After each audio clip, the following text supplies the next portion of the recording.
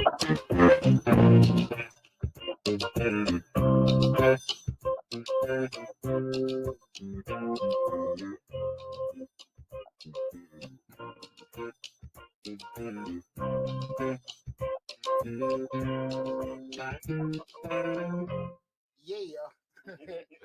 Thursday, everybody. Welcome to Change Your Lives.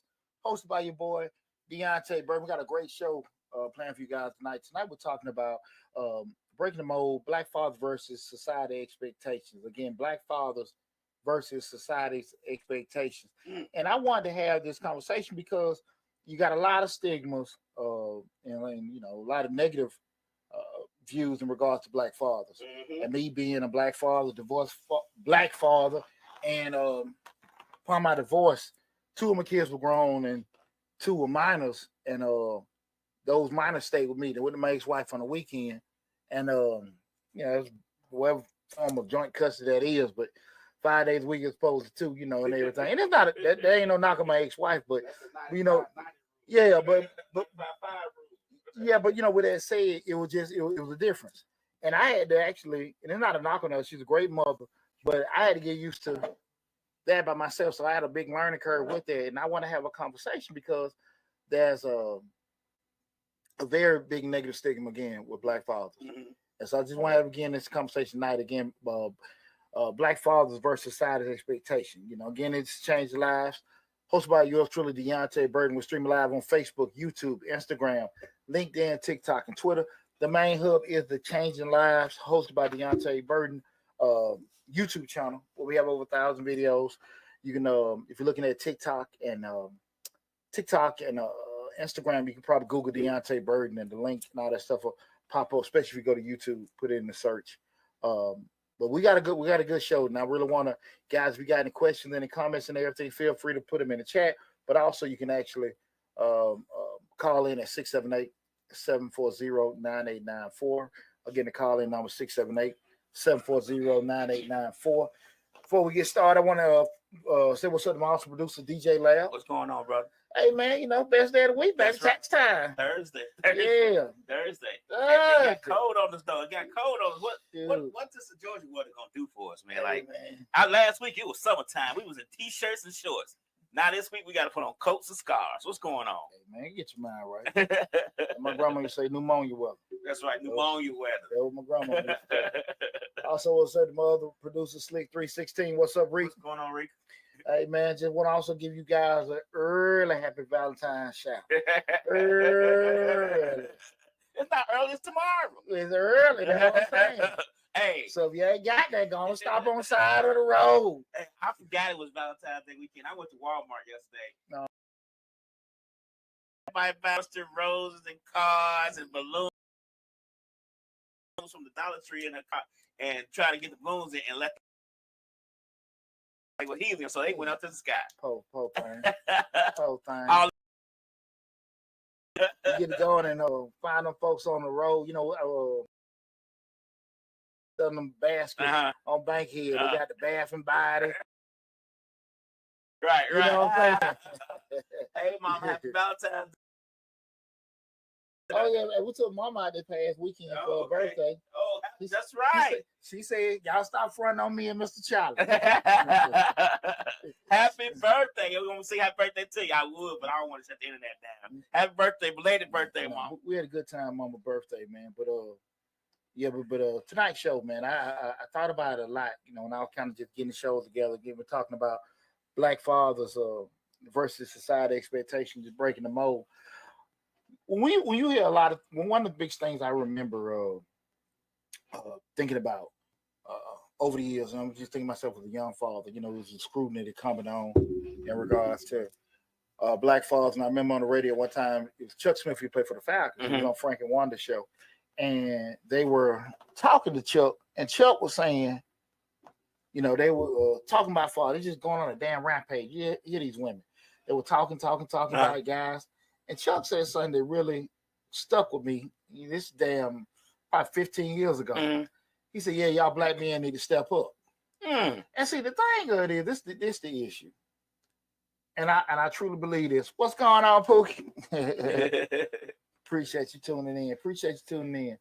One of one of the biggest things I think people don't realize. I really believe men don't get sorry overnight. Mm-hmm. So I understand you have different situations, Mm-hmm. how things go out. Usually, if a guy, I think a lot of stuff, and we're gonna be real now. Like I said, everybody, y'all feel free to leave comments in the chat, but I'm gonna be pooching now, But I think a lot is attributed the from what I've seen, not always, from what I've seen, the involvement usually what a man have with their children is usually based off the involvement he had with that woman. Mm-hmm. If there was in a relationship didn't work, they have some kind of dealings. Right. One night stand, didn't want to have it, popped up, you just don't want to deal with it. Right, wrong, indifferent. That's usually kind of how it happened. Typically, the way their interaction was, that they were together, married, boyfriend, girlfriend, kicked it for a little bit, he cared about her. That's it. It was something that happened. They weren't supposed to happen. He had this, that, and that. Typically, that's kind of what I've seen in my life for 8 years. Typically, how that goes with doing it. Like I said, right, wrong, indifferent. I say all that to say that even cats that I've known that may have cared, that like, look, he was a cat that just, might have been a good guy, but listen, he didn't work, he didn't do this, that, and that, and all this other kind of stuff. You can't have expectations of somebody turning into Cliff Huxtable because now a baby there. Right. Because we can sit there and say, well, look, man, you got responsibility, you got a child, this, that, and that.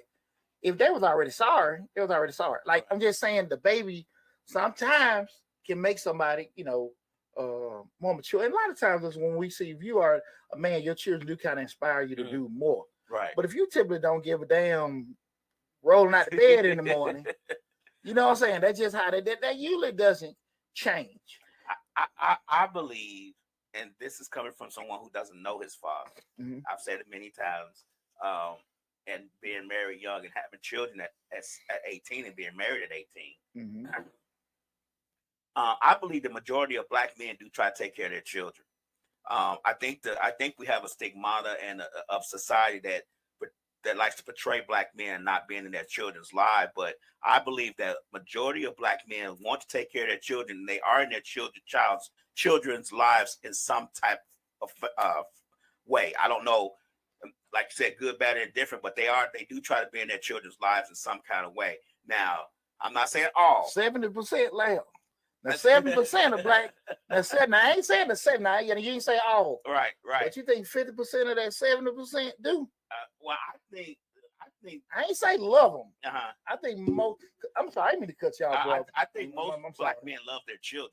Now when you deduct the one night stands and all this other stuff that may go with it, that does not mean, if a father was with a child and with their mother and there was a nasty breakup, now the mother don't want that child see the father or whatever the case may be, when you have other dynamics that's inside of that relationship, I still believe the majority of the Black men love their children. Now, how they get at their children, how they spend time with their children, they may feel like it's difficult to do so. Now, I'm not trying to give them a pass because, I'm not trying to get them a pass, but I do want us to get past the stigma of that Black men don't take care of their children. Because to be honest with me, all the Black men that we have down here at this show, all the Black men that I've met over the years were in their children's lives, did take care of their children, were very good fathers, regardless if they were with their mother or not. So from my experience, I haven't experienced any Black fathers that wasn't in their children. You get what I'm saying? Like, I just haven't experienced it. Maybe that's because I hang around quality Black men who want to be better than today than they were yesterday. But at the same time, I still believe if I meet someone else, they may still that they will want to be in their children's life. Children change the dynamic of a person's reality. You know what I'm saying? It changes how you are as a person because you see, because out of all the people that you know, out of all the people you deal with, you know that child loves you. And for a father or a mother to damage that child, to feel like they're hurting that child. Now, there's some evil people out there. Don't get me wrong. Now, you get what I'm saying? Like, I'm not trying to say that there's not evil people that do wrong things to children. But what I'm saying is that I believe that we get the stigma of being bad parents and deadbeat dads because it has been handed down from generation to generation. We could start back when the social welfare program started, and they told that Black mother, you got to get that father out this house for us to help you. Those things don't just go away overnight. They didn't start overnight. Yeah, and in all honesty, we're probably the only people that actually talk about it in public. Mm-hmm. You know, hey guys, I want you guys to do me a favor. Whatever platform you're looking at, I want you guys either call in 678-740-9894 or put in the chat some of the myths that you've heard about Black fathers, some of the misconceptions, or what you feel. There is a generalization that, hey, what you feel about Black fathers. Please put that in the chat, put that in the comments and everything, so we can have discussions with that. But again, guys, if you want to call in, feel free to call in 678-740-9894. Again, that's 678-740-9894. I couldn't pin the number on Instagram. I don't know why I couldn't, but you'll be able to pin it in. But again, we're talking tonight. We're talking about some of the Black fathers versus society's expectations. As I laugh, hit it on the head. I do think a lot of times men actually care about the kids. Mm-hmm. Now, like you said, the actual rolling out of how their relationship, they do certain things, Right. that may vary. I do think that what gets caught up a lot, because I've seen it too many times, that what get confused is the relationship with the mother getting confused with the actual interaction they need to have with their children. Right. Well, because I've heard women even say that, hey, well, we'll leave. Mm-hmm.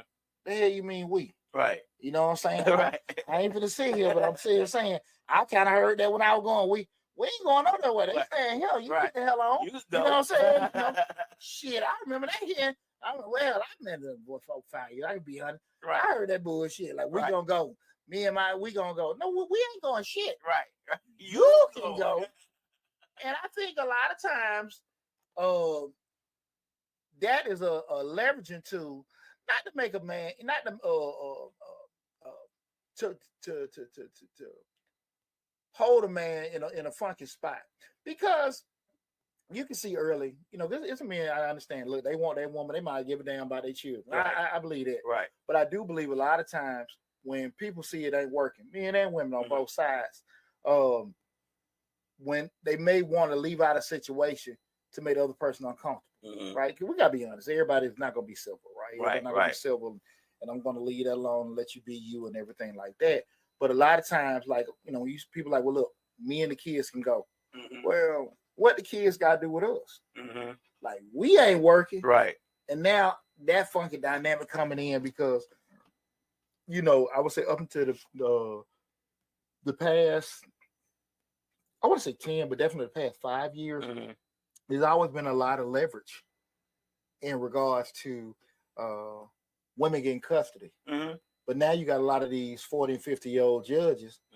It's different. They're more progressive. Right. They believe in joint custody. They believe in father's rights. They believe in women paying alimony. So a lot of things have changed, because again, a lot of those older judges and stuff, they're out.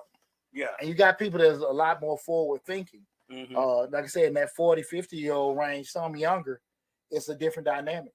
So women aren't automatically getting what they got before. Right. Now that doesn't mean all men fighting to get it. Right. You know what I'm saying?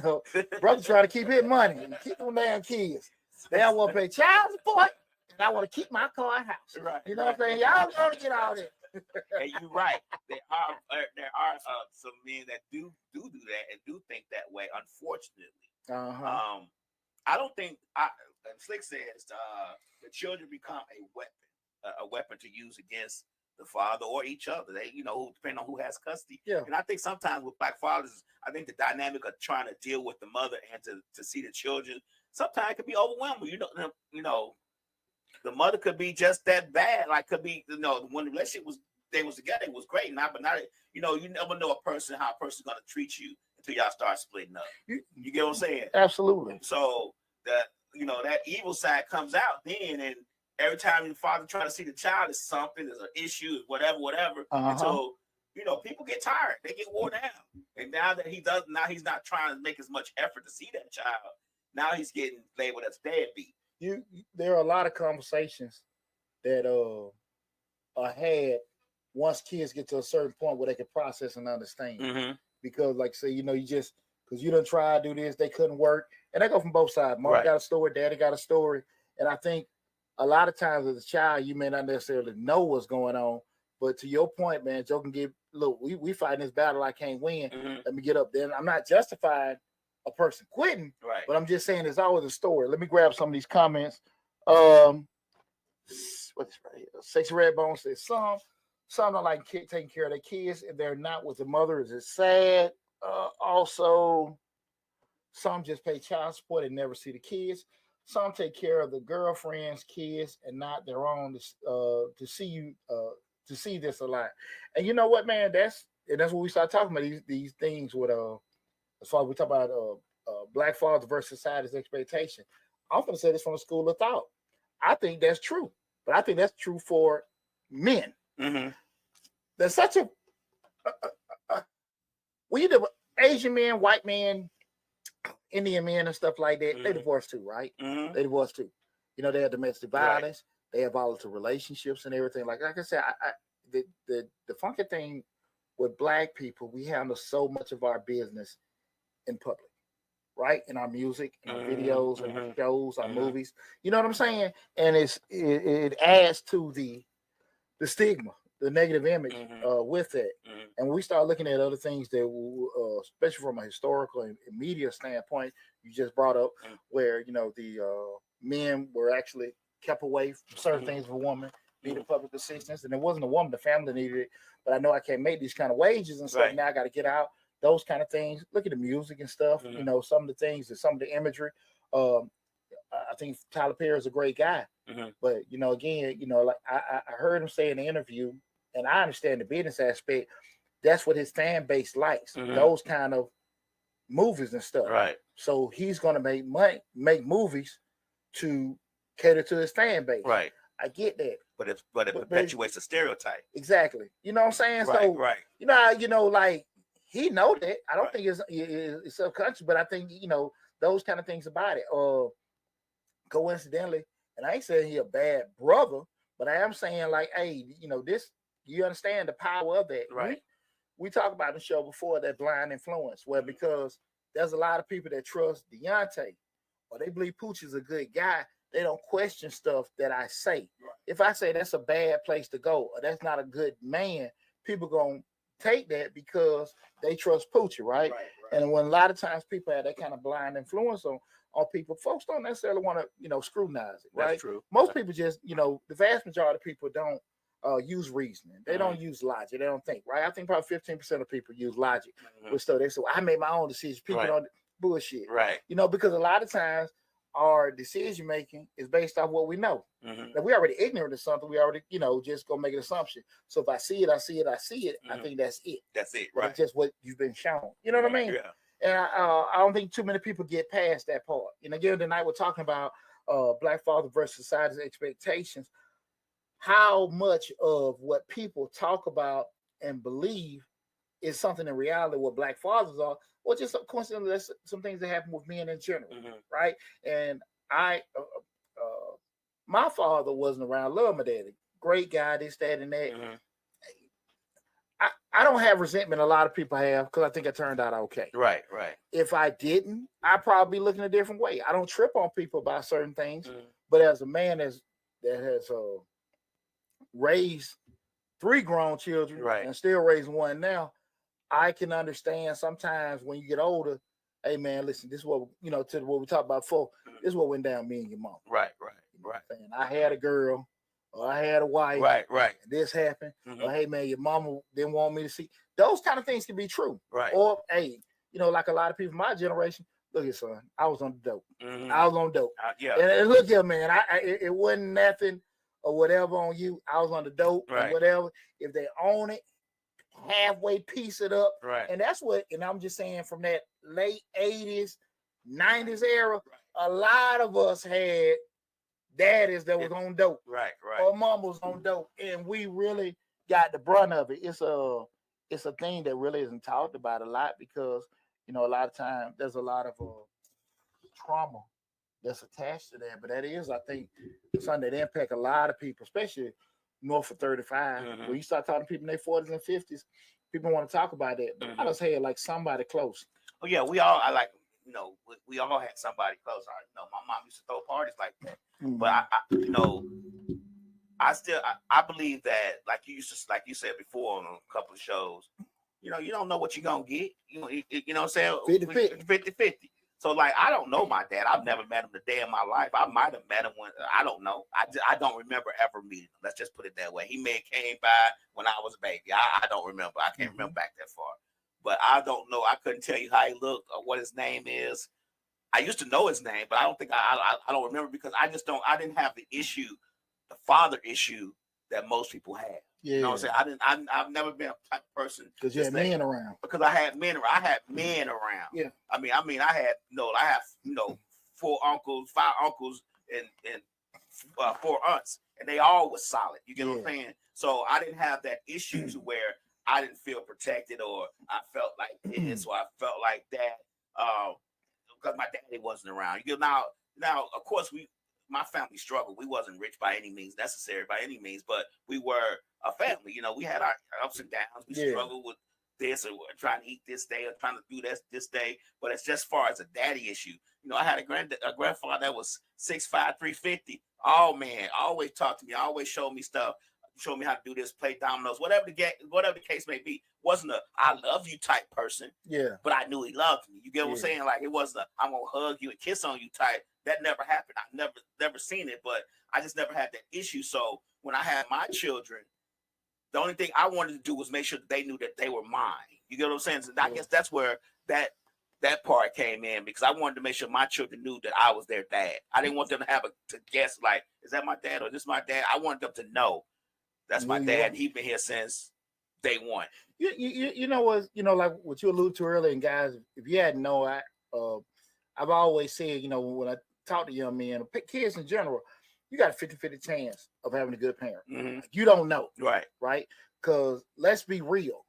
There's a lot of weak ass daddies out there. Right. That, you know, get ran over, mm-hmm. let the kids do anything. You know, that from teaching the kids like accountability, respect, mm-hmm. You know, just talk how to, you know, how because my perspective as a parent's job is to prepare your children for society. Mm-hmm. That's your job. Mm-hmm. Now, how you do it and how I do it can be totally different. Right. But my job is to prepare my sons to go out there and deal in the world. Be productive citizen. Respect other people. Mm-hmm. Take care of yourself. Take care of your family. You know, people's got stuff going on. Don't steal. Don't mm-hmm. kill. Don't, do no wrong to somebody else. Take care. That's what I feel like a parent is supposed to do. Now, mm-hmm. kid go out there and do what the hell they want to do or whatever mm-hmm. like that. Or, you see your kid doing wrong, it's addressed, and he didn't do that. Mm-hmm. Or you pat him on the hand, and they keep bumping their head. Those kind of things. And you can sit here and do all the stuff that you're supposed to do, and they still can make their own decisions. Right. But it's a lot of fathers out there that, hey, look, they down. Mm-hmm. They down. Yeah. And again, they can sit here and see the kids stuff. They can use money and like, man, I ain't mm-hmm. gonna deal with. Let me just pay for it to get them this, get them that, or blow it off or whatever, cover things up. Mm-hmm. So presence isn't always actually the key. And I go back again, that's not necessarily a black father thing. That's a father thing, right? And that's why. I'm sorry, I mean, I think mm-hmm. I think that whole black father thing. I think a lot of this stuff is done by a lot more than just black fathers. We put the stereotype on black fathers, but I think a lot of these issues are father issues. They're not just black father issues. Of course, we get the bad rap. That's just the way it goes. You get what I'm saying? That's the way we get the bad rap, because that's what society sees or society wants, or like you said, songs and the music and TV shows and all that stuff. That's what they perpetuate for us. But I don't think it's just us who does these things. Well, I will say this, Lab, and I'm going to be brutally honest with you. As a person that coached rec football for 22 years, I will say, outside of the white parks that I coached in, and I coached in North Henry for 12 years. Mm-hmm. That was, so you talking about white or middle class black. You had a couple, the tail end, before Stockbridge became probably predominantly black, and it was just, put in perspective, Torrey was the only black kid in his kindergarten class. Okay. Now, I'm pretty sure damn near 99% of kindergarten class that Stockbridge Elementary are black now. Right. So it's kind of just looking at them dynamics, but there were families, mm-hmm. right? So you might see a single mama every now and then, but even the single mom may have been divorced and the father was there, right? Mm-hmm. So when I went to Panhandle, there in Lovejoy was all black. shit, 90% of them women out there by themselves. Right. You know what I'm saying? And you might got a daddy come out there and everything. When I say by themselves, I'm talking about dad might come to a game. They weren't, just they solo dolo by themselves. And I'm talking about that's what I seen majority of the time with that. So now was the dad at work? No, hell no. Daddy wasn't nowhere. Daddy, hell no. Okay. Daddy might be wherever the hell daddy wasn't there. I ain't talking about when I say this, I'm not talking about the daddy wasn't present that day. Daddy wasn't around. Okay. You might every now and then pop, you got the bullshit pop might have stayed out of state, but majority of the time it was your mama. Okay. You know what I'm saying? Every now and then, because you coach a team, mama might got her rotation. Right. Here's the August boyfriend, right. the September boyfriend, October boyfriend. Right. Then you might got an old man that probably buy their school clothes. He come out there and watch the game. So I see how this shit. You know what I'm saying? You know what I mean? You're my friend, coach. You're my friend, coach. Right. I've seen a lot of damn friends. So I say that part, you saying I get a little pushback with that, Lab, because I don't think majority have the daddies around. Again, now the ones that are there, and I'm just gonna speak for myself. I'm very adamant. I think we have a small fraternity, and then when I say that, I'm talking about involved Black fathers that are actually there, and where you can sit here and kick stuff at, because what we gotta understand, just I don't care when you're a daddy, you can look at depending on what you had. I had my granddad that was a no nonsense man, but he was from an era where pretty much they did every damn thing. Everything, yes. They came home. Right. If they had a baby outside, you ain't know about it. Right. You know what I'm saying? I didn't have it at my house, but you talking about it wasn't that uncommon. But from that era, domestic violence, alcoholism, whatever. Now they were men. Right. They worked, paid the bills. To your point, you might not get no, hey son, this, that, and that, just talking to you and stuff like that. It was just a different era. It was very different. And I say that to say that a lot of times when you get in the wheel of being a father, shit, it's just you got a whole different rainbow of OGs that you can go to and just say, hey, let me kick this at you, let me run this back. And I've always kind of credited myself to being the type of person that if I see you doing something I wanted to do, I approach. Hey man, how you do this? Right. I don't know Dwayne look at shows. Dwayne Davis, man. His son Aaron played at UGA. He graduated with Torn. He played on the national championship game. And Dwayne had I forgot what he called. I think DJ Webb, his oldest son Aaron. And I always remember said that he played sports with Torrance when he was little. And Aaron and his brother, they never made a lower than a B. I remember that, straight A's all through elementary, high school. And Aaron, both of them graduated from UGA. They were just, and I think his old son worked for NASA. So I'm sitting there saying, hey man, you got a blueprint, right, bro. What you do, right? I ain't sitting there. I remember again. We're talking about Black fathers versus society's expectations. I remember when Torian got his scholarship to Vanderbilt, and he committed his junior year. And you know what I always stick with me, Larry? I can have these conversations now. Not one person came and say, hey, D, what y'all do? Right. It was just on some old Negro shit. I want to say the other word. Right. Well, hey man, his dad at the Boost Club president. Right. No. I'm being real with you.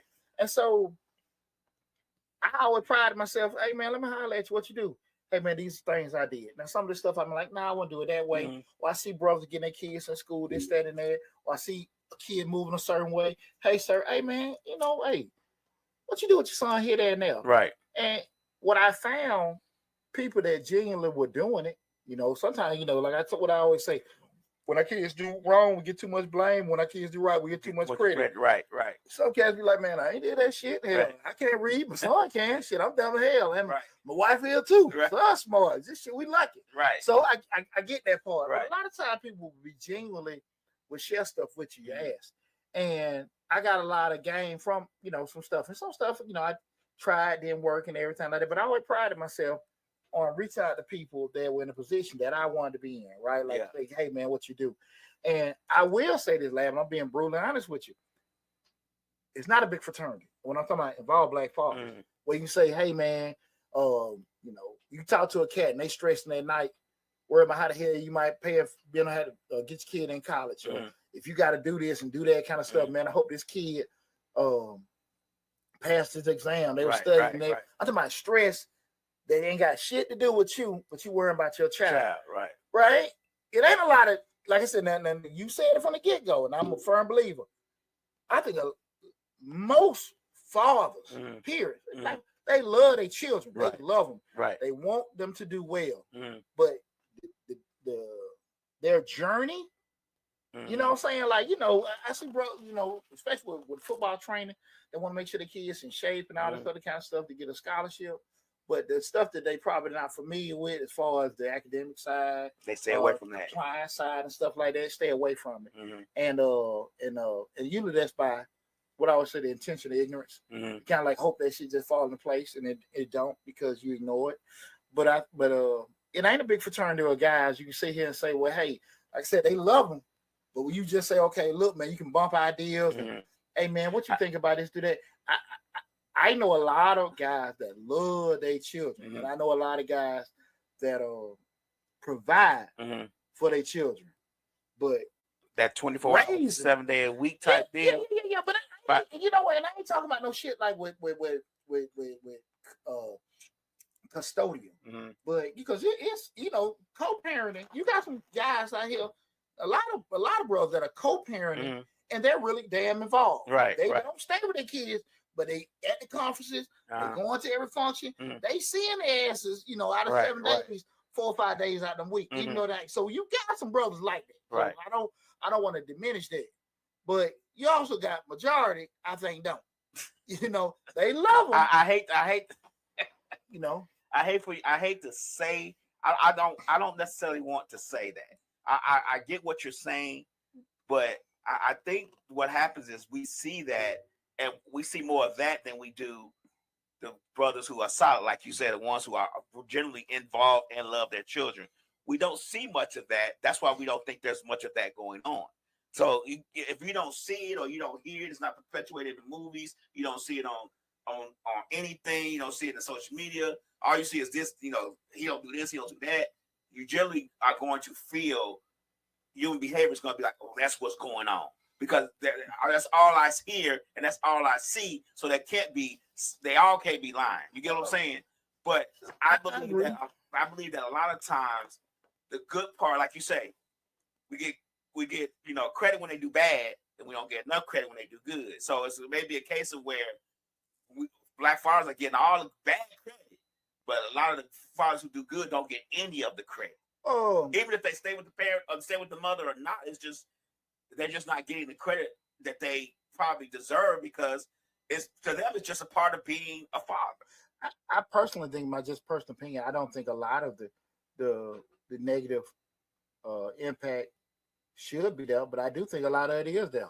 But when I say that, when I say a lot of it, the stuff is in my opinion valid, I don't think it's, you know, solely on black fathers, right? I think it's just a lot of cats, they don't work it out. I know. I mean, I was in the army damn 9 years. I seen plenty of white dudes love the kid, get divorced from that woman. They get a whole new damn wife, and they still love the kids, but they rocking with this new kid. Right. You know what I'm saying? So that ain't no shit. I ain't never seen folks. That's some stuff I seen. Like, hey, we got a new wife, new kids. We're tripping. You know, you guys over there, I love you, but I'm rocking here. Like, so I've seen that plenty of time with white folks, right? So that's the thing about it. It's just when you don't see it, you don't really know. But you tend not to believe it exists. Yeah, but here's the deal, though, Lab. I go back to it again. We do a lot of that shit to ourselves in regards to saying, you know, he ain't did this, he a deadbeat, he this, that, and that. When you look at the shows talking about deadbeats and all this other kind of shit, right?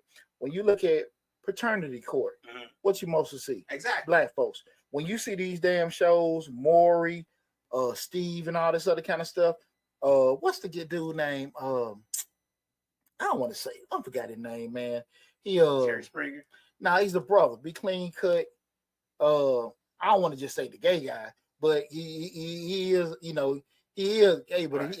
he is not a secret Right. and everything like that. But he always sharp, real sharp dude. Man, I can't remember his He got a damn TV name. show? Yeah, he got a TV show. Bald head dude and stuff like that, real sharp.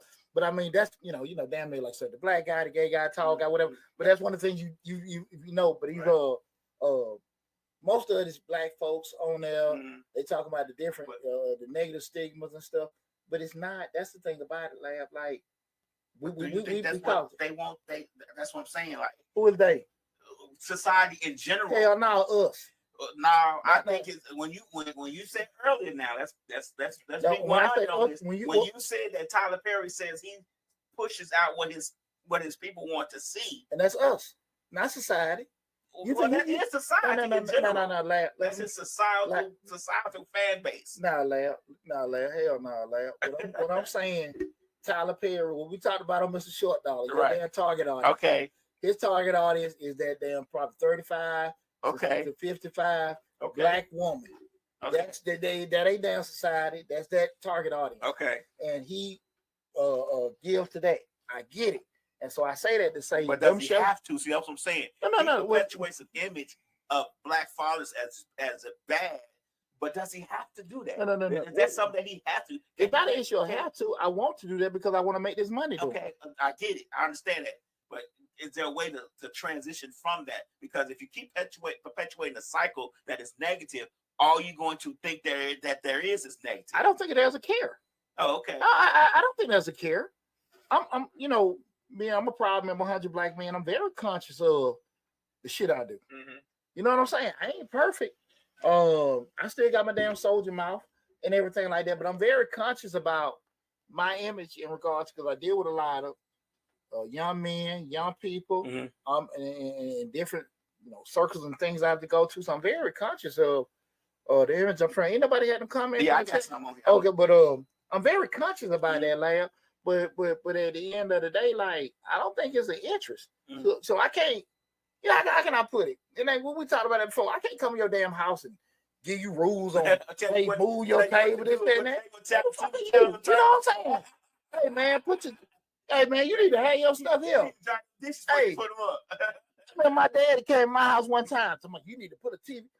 Dad, you know, hey, you know what I'm saying? Right. You my dad. Right. You know, yeah. Those kind of things. You can't so to we say, yeah, you can do this, you can do that. But who am I? Right. I understand. You're making a change. Of course they can do stuff different. They don't give a damn. Okay. I don't mean they don't care about people, but again, what they're concerned with is that. Right? So if someone's coming to you asking your opinion, hey bro, what you think I can do different? Well, how we have this, that's a different conversation. But clearly that's not the case at all. What we got in that lab? Let's Talk American Radio says there are some amazing dads out there. My father planted a legacy in me to stay engaged. He wasn't just present, he was involved. Best gift ever. Sabrina Dorsey says, so true. I don't know what she was saying so true, but I'm sorry. We were just running our mouth, Sabrina, but we appreciate you tuning in. What's up, bro? Yeah, man. Now it's real funny, like we start having these conversations again tonight. So we're talking about breaking the mold, black fathers versus society's expectations. Just having a candid conversation in regards to the reality of what black fathers are and some of the myths related to that, and what society expects black fathers to be. Like you see a black father as being Cliff Huxtable, James Evans, or you see him being, what was the damn thing to do? Threw the baby out the window, just some dirty black daddy. Oh yeah. Tyler Perry movie. Tyler Perry. Yeah. Hey, what I'm saying? I want to go back to when you said you usually ask people. See, when I got married, when I had children, I was 18, 19, raising children. And I think, and this goes for a lot of black fathers, when we are in our children's lives, we trying to do the right thing. We're trying to, that's my children. So I'm not really saying I'm doing what needs to be done. Mm-hmm. I generally try to do what my parents didn't do. You get what I'm saying? Like what my mother didn't do, or what my father, who wasn't around, didn't do, or who I didn't know. I tried to make sure my children knew me. And I tried to make sure my children lived a little bit better than I lived. And that's, I think, a lot of us. Not common, yeah, right. Well, I think a lot of us do that. Yeah. So my thing was, I didn't go ask anybody, because to be honest with you, I was when I had my children, when I first had my children, I was in college in Chicago.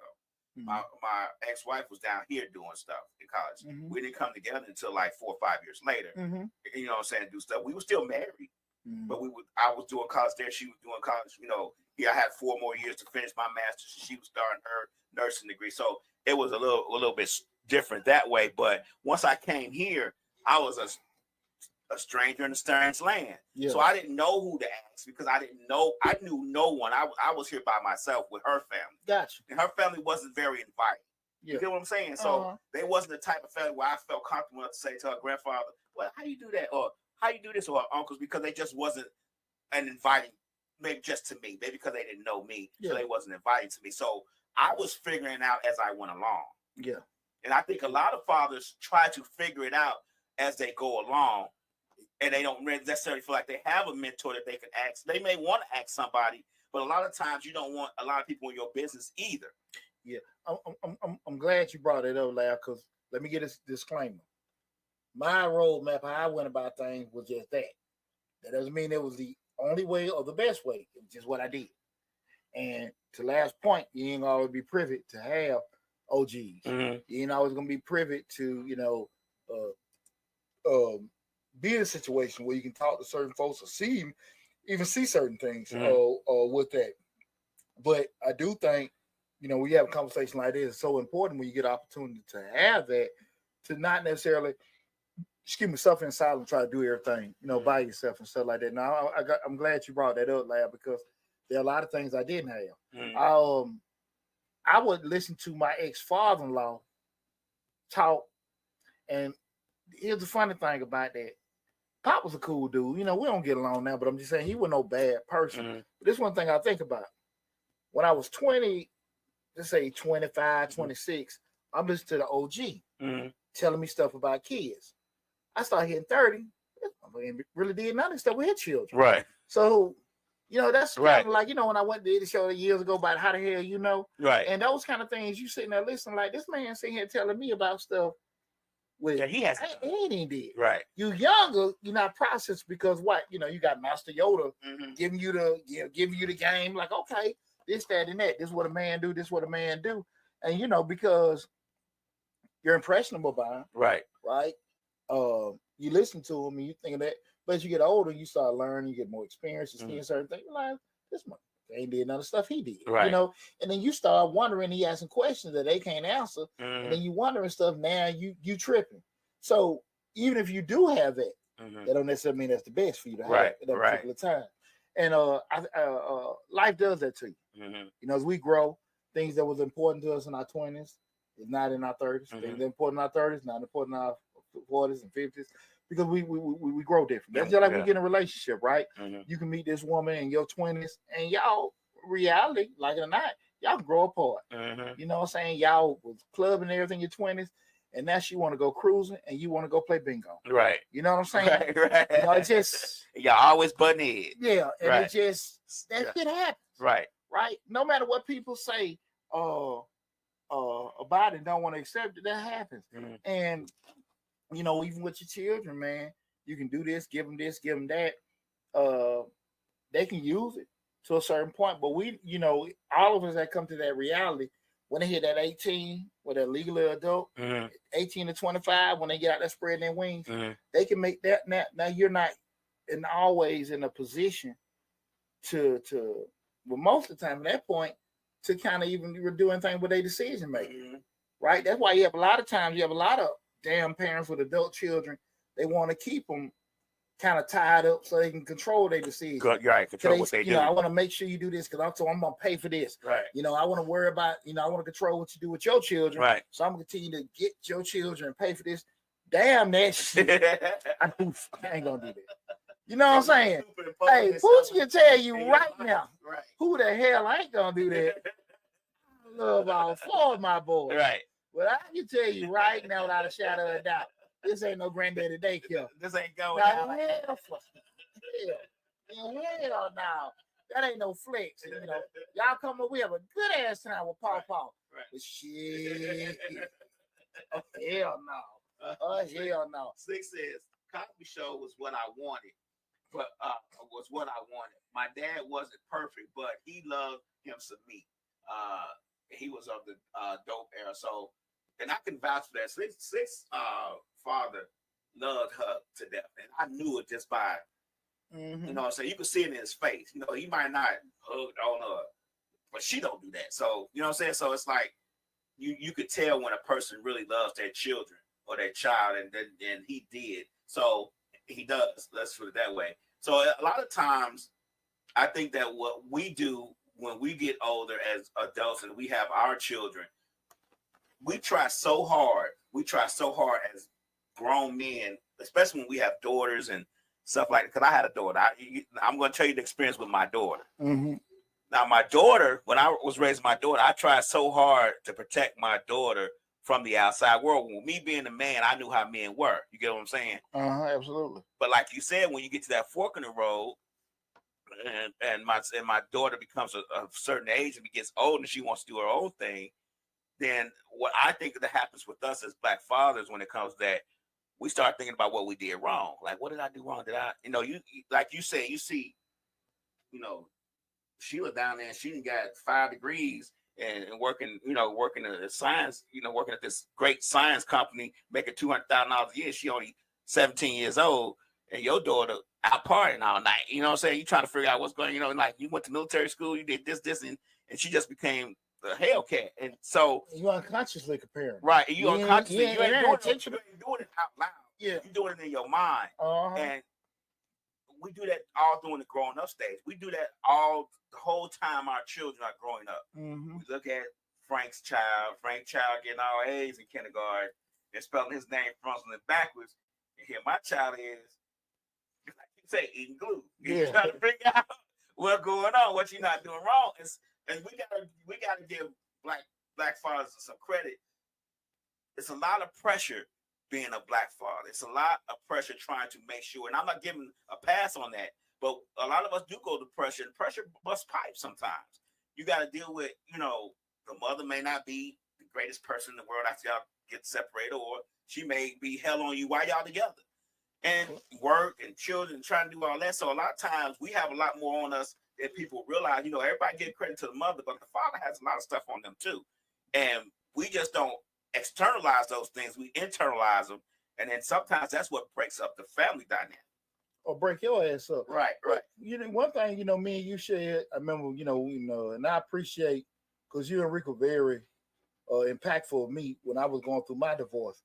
But when you talk about on the show, like once you got divorced, you like, because you've been so gung-ho in your marriage and your family, you're like, what do I like? What do I like to do? And when we start talking about just as like, defining that role or that image of a Black father, shit, we talking about you being a father, you still got your damn career, and you got your personal life. Right.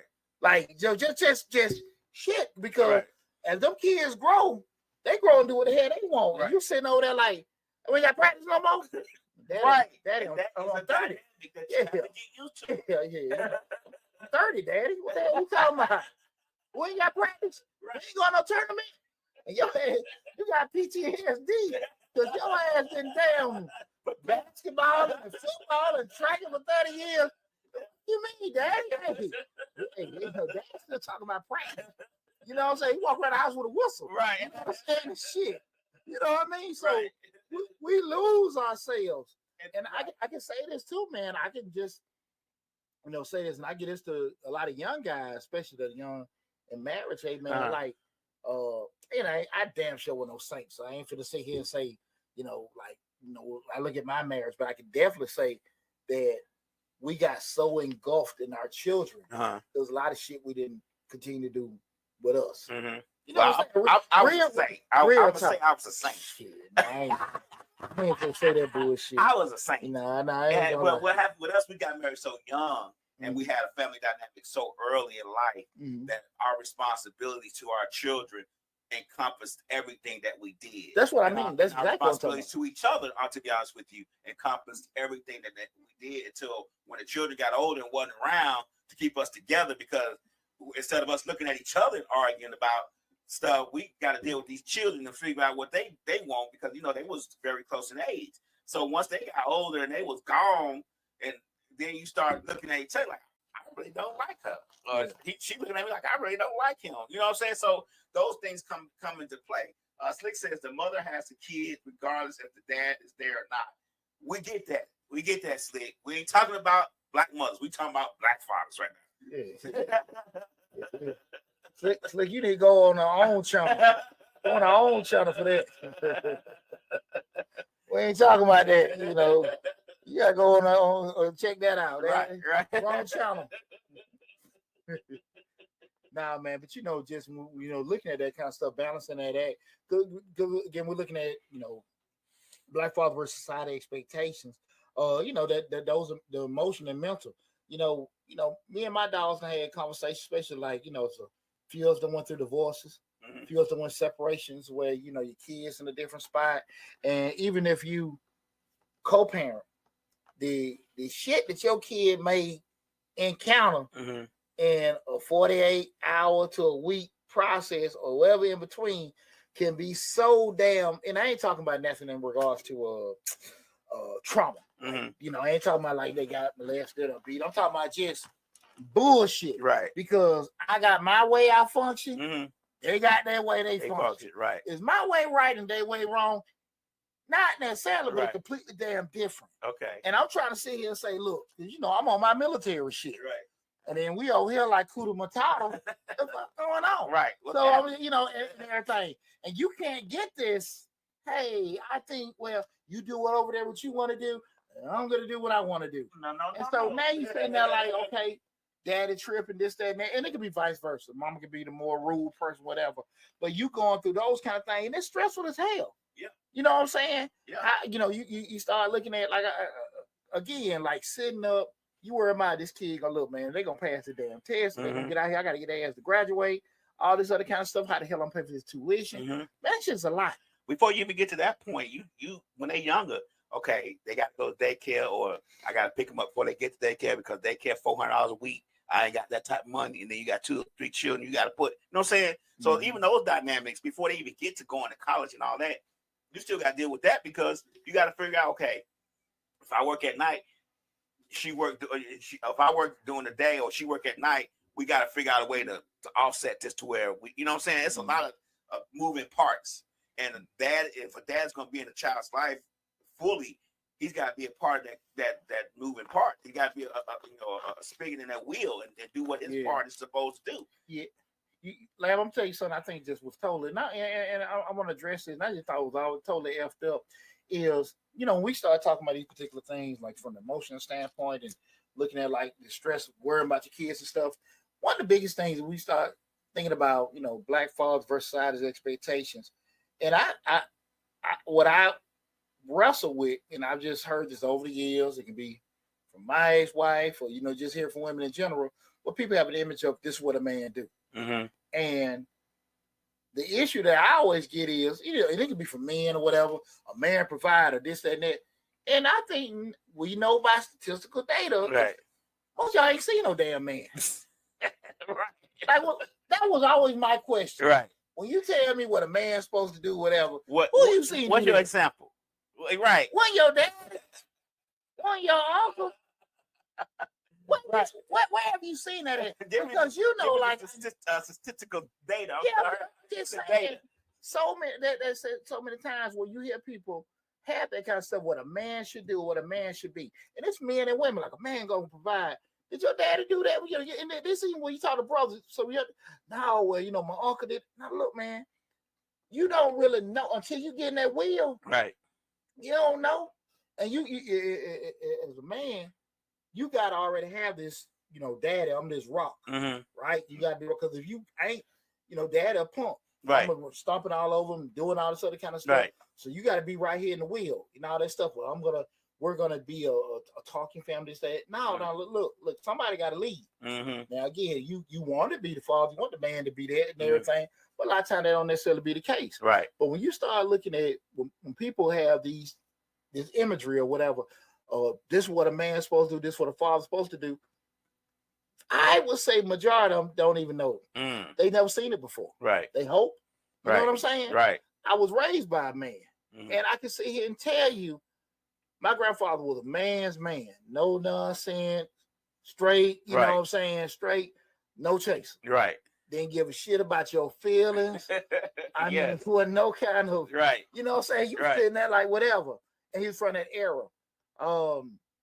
There were a lot of things to your point earlier that I didn't like what he did. Mhm. The majority stuff that he did, I love.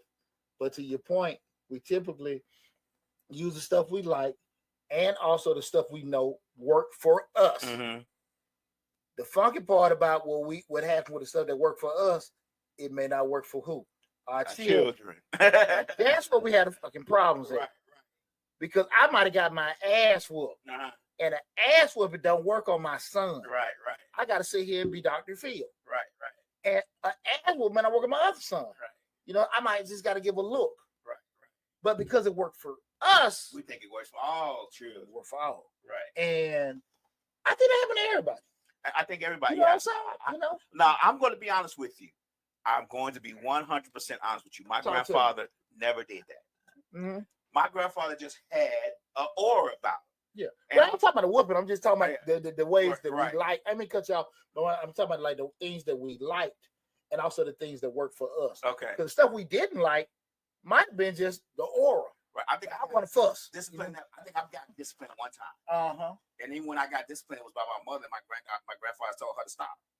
Gotcha. That was enough. And she hadn't even touched me. But it was just, he just didn't, I don't think he liked it. I don't think he liked that type of discipline. Gotcha. And he came from an era, he was in the Army, a little bit more before civil rights, 30s and 40s. So it may have been a case where he had some issue with it, where he had done like that or something by the man. Uh-huh. So he never liked that. He never liked that type of discipline, that corporal punishment stuff. Gotcha. And he never did it. Uh-huh. Now, he'll talk to you, but he was just such a burly man. Like, I could see him taking a whole engine out and setting it on the ground. You know what I'm saying? Like, Yeah. he was just that type of person. So, and he led the house.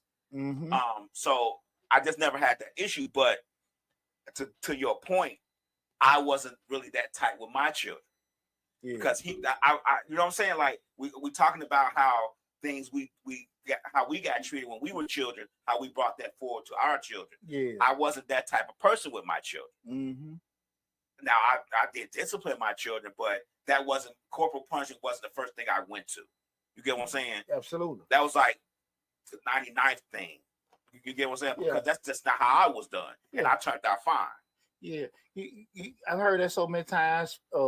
Spare the rod, spoil the child. Uh-huh. But it's a lot of kids get the shit beat out of them and it still don't work. Right. And that's what I'm saying. Like, again, and it's kind of just typical how that goes. Mhm. It worked for me. Now, like I said, the two things.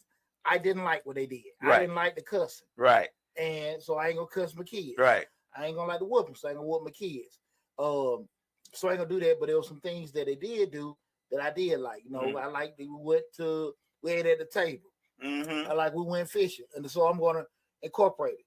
But that doesn't necessarily gonna mean you're gonna transition your children. Right. And I want to say that to say, kind of like what we, probably, ending everything. I want to be straight up with people, like guys. When we start again, we're talking about black fathers and silence and expectation. This to all the dads out there. You brothers just want to be straight up with you. Don't let society define your role as a father. Mm-hmm. You know what I'm saying? You can't do that. I've heard when I was raising my children as a young father, and I could always hear my granddaddy saying, "Don't let folks in your damn business," talking to other people. Hearing shit. Right. Probably shouldn't have been listening to the conversation, but don't let folks in your shit. Folks, you let them in this, they don't be able to say that. And I always hear that. And I always stuck to my guns. Mm-hmm. I always stuck to my guns. And say my guns were always damn shooting right bullets. Right. But I always stuck to my guns. And I can sit here and say, like, I ain't saying my kids perfect. But I think they turned out okay. Mm-hmm. So I say this to say, don't let society define your image of what fatherhood is, right? You got to do that. Mm-hmm. What you do can't be also a term, how you feel other people, you know what I'm saying? What you may want to do that ain't damn working. Right. You got to sit here and just kind of figure it out too. Right. Just like our kids gonna have to do it and stuff like that. It ain't, Ain't no secret recipe to it. No, hell no, because again, every kid is different, Right. But I kind of shy away from that whole thing, but this strong black father and all this other kind of stuff, because again, people have the image of what they want a father to be, just like what they have what they want a woman to be or what they want a man to be. Because a lot of times I heard women say, okay, this is what a man should do, but they never had a damn man. Right. Around. They never had like, their dad didn't do shit for right. them. And they should say, well, I think a woman should do that. They know damn well their mama didn't do that shit. You know what I'm saying? Like, what if you get that from? Right. Your mama didn't cook. Your mama didn't do that. Your mama was submissive. Yeah. Mama at Marco's or the San Susie. My mama still online. There's Phoenix. My mama would get all up going to the Phoenix and the San Susie. That's the whole Atlanta. Go to Marco's. That was my mama. And inside of my pajamas. Watch about 13 TV. Big old flow bottom, big old. I'm gone. No. Most definitely. Yeah. So we start saying these kind of things about what you imagery or what people want. You gotta just be real with yourself. Right. Like, you know what I'm saying? That ain't me. But I'm gonna do the best I can with what I have. You know in your heart when you try your best. Sometimes the daddy, we gotta stay up with them. We might gotta miss certain things. You know, because we want to make sure our kids got the best. But also we can't lose ourselves trying to create some shit, you know. And you say, well, Poochie, how do you know if you're doing too much, you ain't doing enough? You don't. You really don't. You don't. But I will say this too. Hold on one second, man. But I will say this too. History will show you if you keep trying and stuff like that. And I'll never be the person to tell nobody to stop, because I know one of my sons had a lot of challenges when he was younger, and he's thriving in college right now. And if I had to just stop throw your hands when I damn wanted to, right, he wouldn't be where he at right now. Right. So I don't want to get in them kind of conversations, telling people and stuff like that. But I will tell people, don't lose you. Don't lose you, because and it's easy to do. Shit. Let me say this. We say this from experience, but that's very easy to do. Absolutely. You will disappear in your children. And if you marry, you will disappear in your wife, because their priorities become the number one priority. For most men or black fathers and husbands, that becomes their priority, is their children and their wives. And I'm speaking from experience. Let me get a couple comments before we go. Let's Talk Radio, American Radio says, a solid father can add stability to a child's life. Slick says, my grandson was here and I'm talking to him about SAT tests and things needed to graduate, and he has heard none of this from his mom, you know. So a lot of times I believe what she's saying, it takes grandparents or, you know, somebody else to guide the child properly, because the parents may not be doing the right thing. Absolutely. But see, the thing that is, again, we talking about just the black fathers. I just want guys to know, because I think my granddad did a good job. And I think, you know, having both my grandfathers around, my dad wasn't around and everything. And I hold nothing against them and stuff like that. And there's some things I think that, you know, that they imparted on me that I think have helped me out over the years.